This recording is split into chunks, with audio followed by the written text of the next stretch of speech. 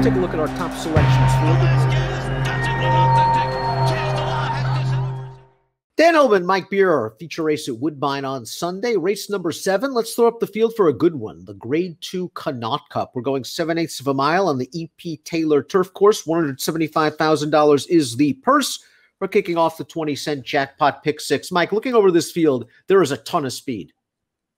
Yeah, exactly. That's exactly how I looked at it too, Dan. It almost feels like there has to be a fast pace in here. It sent me looking for horses who can rally. Timeform US concurs with our analysis. We'll throw up the pace projector. You see the red bar indicating fast pace. Proven Strategies is fast. Silent Poet is fast. And I wonder if this compromises the 8, Chuck Willis, who's 2-1 on the morning line on a real big winning streak right now, but a horse that likes to be forwardly placed.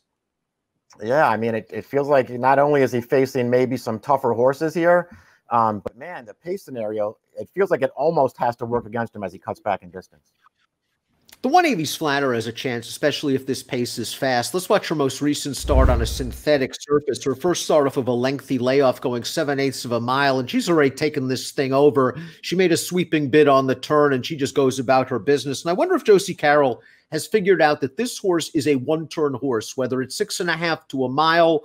We'll find out if she's a turf horse, but she's very good on synthetic going 7/8.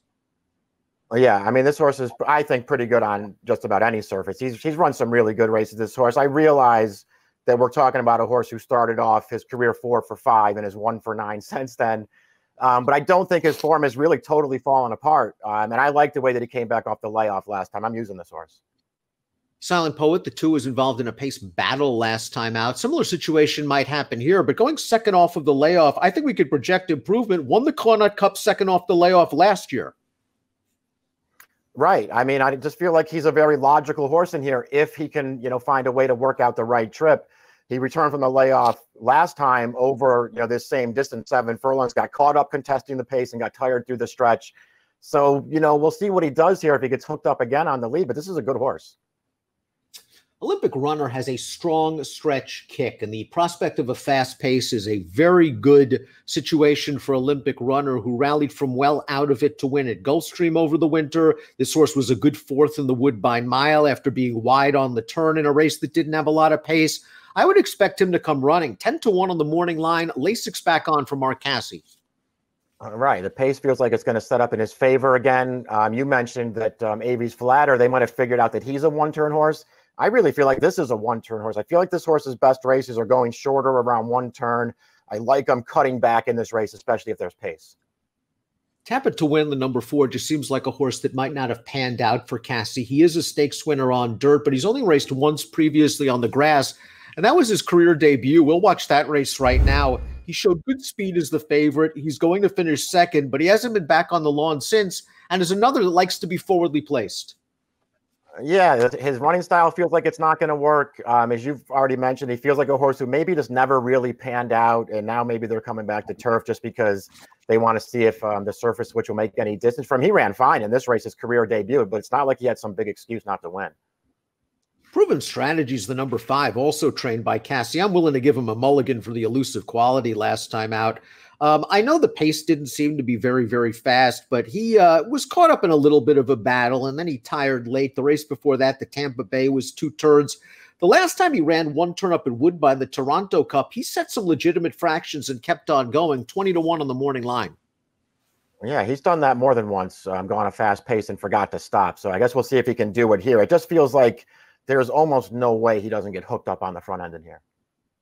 Gray's Fable, the 6, won the Appleton at Gulfstream earlier this year in gate-to-wire fashion, but came off the pace in his most recent start. Let's watch Gray's Fable on June the 27th, an allowance race. I'm sure the connections were using this race as a prep. He didn't break very well. We see him in behind horses.